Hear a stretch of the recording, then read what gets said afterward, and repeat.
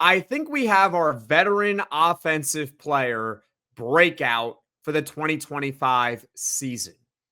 Last year, the unexpected breakout on offense that happened to be a veteran was Trevor Pena. This year, it appears to be tight end Dan Villari. Dan Villari is off to a hot start through 2 weeks this year, and I think he could be in line for an All-ACC campaign, whether it's first team, second team, third team, honorable mention. I think when all is said and done, Dan Villari is going to be on one of those teams. So through 2 games, here are his numbers. He's got 12 catches for 159 yards. Both lead Syracuse football. Think about all the weapons that Syracuse football has. Think about all of them that we have discussed on this podcast. Your leader in catches, your leader in receiving yards through 2 weeks is none other than tight end Dan Villari. He also has 16 targets through 2 games. That is second on the team, only behind wide receiver Justice Ross Simmons. His previous career highs, of course, I'm still referring to Dan Villari, all came in the 2023 season. These are just the receiving numbers.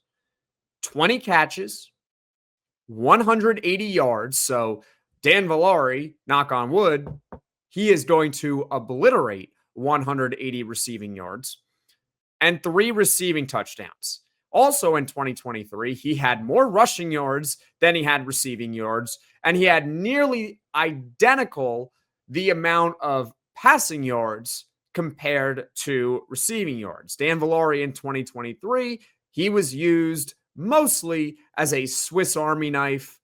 If you recall, he actually won running back of the week, I believe, in the Pitt game late in the season. 2023 was a weird year for Syracuse football, but Dan Villari was one of the bright spots of that team.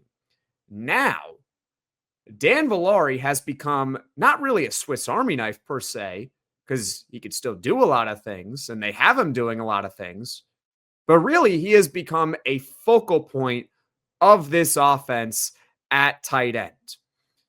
Why the breakout could be real for Dan Villari.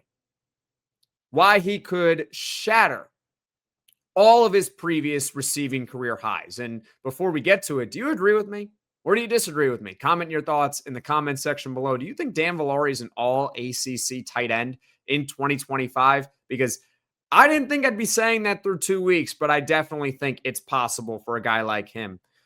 Number one, he's actually being used like a real tight end for this team. And what do I mean by that? It appears like Syracuse football has finally taken the training wheels off Dan Villari. They're no longer telling him, hey, go play quarterback, go play running back, or like last year for Syracuse, where he was primarily just a blocking tight end, which wasn't really a problem because you still had Oronde Gadsden at tight end, and you had plenty of other weapons to choose from. So they didn't really need Dan Villari's pass catching ability. He was used as a blocking tight end last year. It's as if, with Oronde Gadsden leaving, Syracuse football threw Dan Villari in the deep end of the pool and said, you're going to be the starting tight end of this team, and you're going to do a good job at it. They have him actually running routes this year. They have him reading defenses this year. He's finding oftentimes himself wide open because he knows where the soft spot in the defense is. And yes, he is still used as a blocker. And yes, occasionally he will be used under center for a quarterback sneak trick play as well. But for the most part, he's being used like an actual tight end. They're also calling design screenplays for him where he leaks out in the flat and finds himself with a bunch of space. The training wheels are off of Dan Villari. They're using him like an actual tight end in 2025, not the Swiss Army knife in 2023, not the blocker he was in 2024, someone who can do the blocking and the receiving like a normal tight end should, right? And number two of why this breakout, I believe, is real.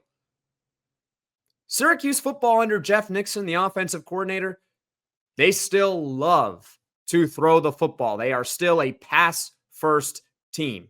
This means the counting stats are going to be there for Dan Villari. I mentioned how Dan Villari has 16 targets through the first 2 games, and that sounds like a really high number because it is a really high number.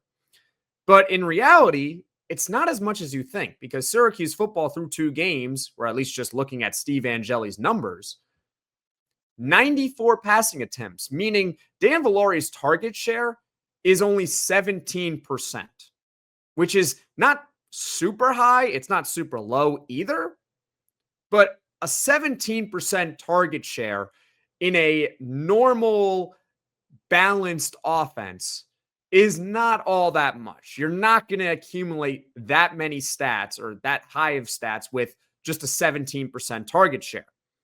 But we know Jeff Nixon, he loves to throw the football, and oftentimes he wants to spread the ball around. You'll see 7, 8 guys in one game catch a pass for Syracuse football. It's why when Syracuse throws the ball so many times, where oftentimes there are stretches in games where you're like, where's that player? Where's this player? This guy seems invisible. And then you look at the stat sheet and you say, wait, that guy had 6 catches for 70 yards? That happens because Syracuse football throws the ball a lot and they distribute it to many different players. So even if a guy like Dan Villari isn't getting a massive target share because they throw the ball so much, he's still going to be able to accumulate stats. I don't know where his numbers are ultimately going to end up because as of right now, if we just take the regular season, I'm doing the live math for you right now. He's got 159 yards through 2 games. You divide that by 2. That's 79.5 receiving yards per game. We'll just do a 12-game season for now. We'll exclude postseason play. That would be 954 receiving yards. Do I think Dan Villari is going to have nearly 1,000 receiving yards this year? Probably not. But could he get to 700? Maybe 800? I think so. Dan Villari's start to this year is not a fluke.